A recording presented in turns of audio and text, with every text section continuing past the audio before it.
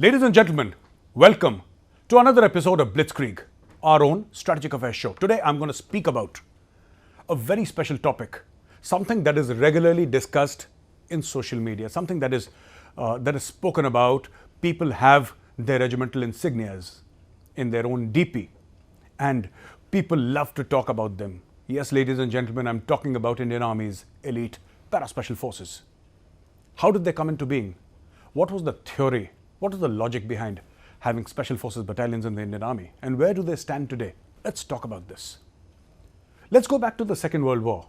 Legend has it that a peculiar case of a maverick British Army officer was brought to the notice of Field Marshal Montgomery.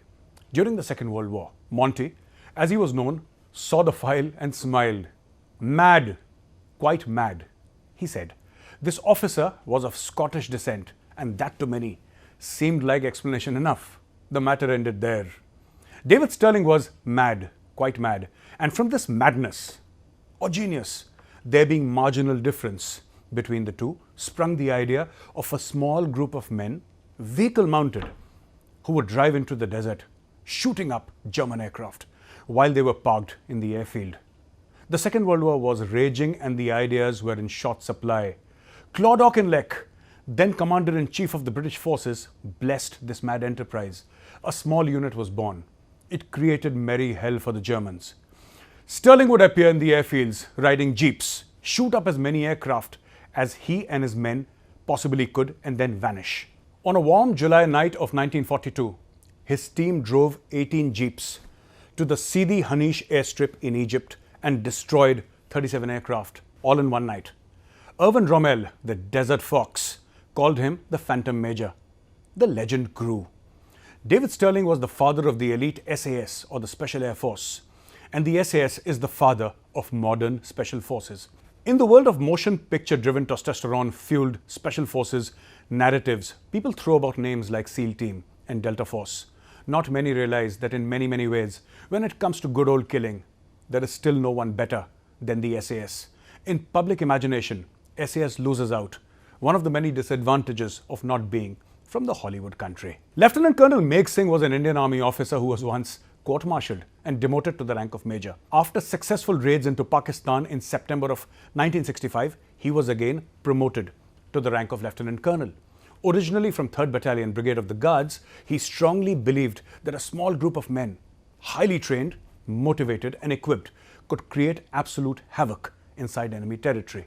He believed in this theory so much that he walked up to the legendary Lieutenant General Harbaksh Singh and presented him with this proposal. Soon, Lieutenant General Harbaksh Singh also believed. Since the force was ad hoc, it was named after its founder, Lieutenant Colonel Meg Singh. It was called Meghdoot Force, not to be confused with Operation Meghdoot of the Siachen Glacier. After all, Siachen Glacier operation happened in 1984, and here we are talking about 1965. So the Meghdoot Force was created. After the war, the government was so impressed with the performance of this ad hoc unit, Lieutenant Colonel Meg Singh was directed to raise a special mission unit.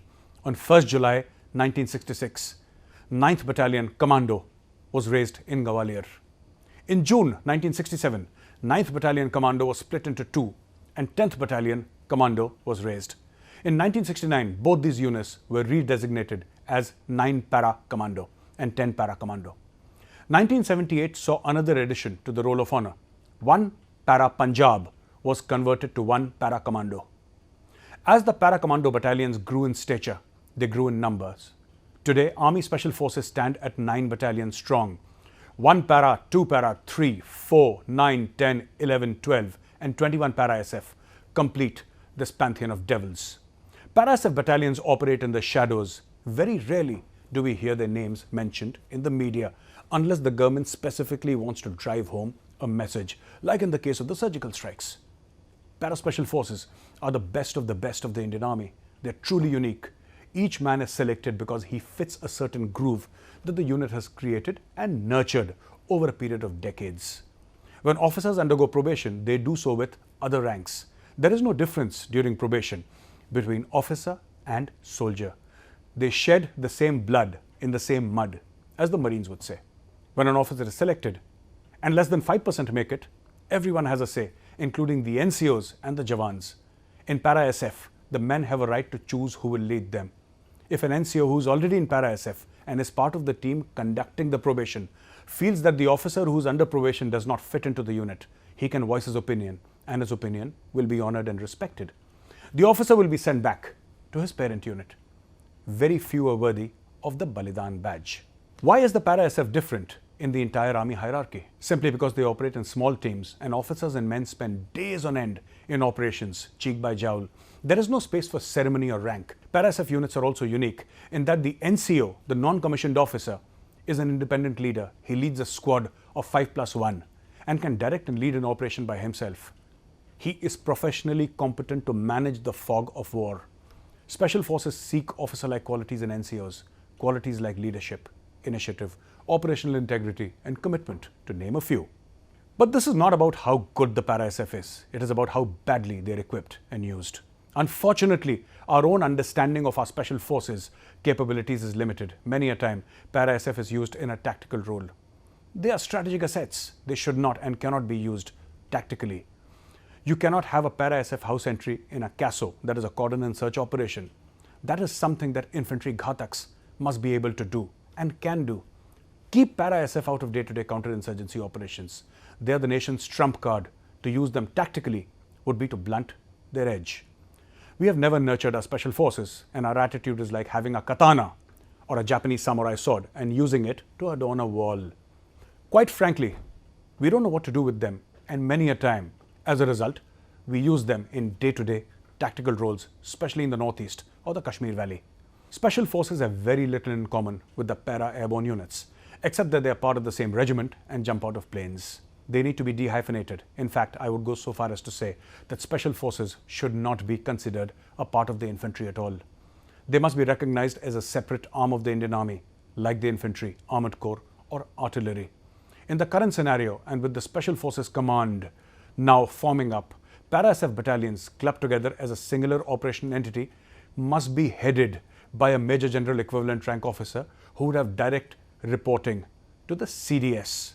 Another issue that plagues the Indian Army Special Forces is how badly they are equipped, the lack of weapons and equipment. I could have understood this if we did not have funds. We do, and we don't know how to use those funds. Para-SF still uses the good old Maruti Gypsy. They use the 7.62mm Galil sniper rifle that cannot kill beyond 800 to 1000 meters. A few new sniper rifles have come in, but that is too late, and the amount and the numbers too few. They have most of their kit supplied by the Ordnance Factory Board. Their main weapon is the TAR-21 Tavor, a 5.56mm Israeli assault rifle. Now the Tavor is a fine weapon, except that it does not have the punch of a 7.62mm weapon. And that punch is sorely needed.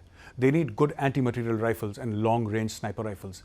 They need world-class communication equipment, best-in-class mini-subs, and underwater demolition technology must be put in their hands. In a sense, they need the technology of tomorrow. We need to free the Para-SF from the mind-bending bureaucracy of the Defense Ministry. They need to be able to purchase their own weapons at short notice. It should not take 2 years for a new rifle to be inducted. It should take 2 months for the first lot to be inducted. A Para-SF unit should be able to order weapons and equipment off the shelf. They should be using modified Land Rovers for movement and other SUVs and not Maruti Gypsies. The list is long, but know this. If you want our Para-SF to perform like the SAS or SEAL Team 6, you have to treat them like that. Forget about dedicated satellites and combat drones. I am asking for the basics. Special forces should ideally work in very close coordination with RAW. If they are indeed to be truly successful, the lines between special ops and intelligence must be blurred. SAS works hand in glove with MI6, and SEAL teams work very, very closely with the CIA. In India, we are unfortunately busy with bigger things like turf wars. While they do go for foreign training, it must be substantially ramped up. Para-SF must train regularly with the US Army Special Forces, Navy SEALs, Saryat Matkal, and with the granddaddy of them all, the SAS. The Spetsnaz, or the Russian Special Forces, are again gaining momentum after a few decades of flux. We could learn from them and also teach them a trick or two. Para-SF needs dedicated airlift capability and helicopters on standby. The Indian Air Force has the capability. All we need is better coordination. The list is long and perhaps endless, because new technology keeps entering the battle space. If we do this much, India will have a tremendously potent weapon in its hands. It will be like the legendary Brahmastra from Hindu mythology, All the Prime Minister of India will have to do is pick up the phone and approve a mission. And Indians will no longer ask questions like, why can't we take out Hafiz Saeed and Dawood Ibrahim? And the answer to the question, can we get Kulbhushan Jadhav back, will then have been answered. Special forces can plan and execute at a ghostly pace. It will not be long before a senior general from the Indian Army looks at the plan and smiling gently to himself says, mad, quite mad. Thank you very much for joining me. I'll come back in a few days with another episode of Blitzkrieg. Till then, from me and my team, Jai Hind.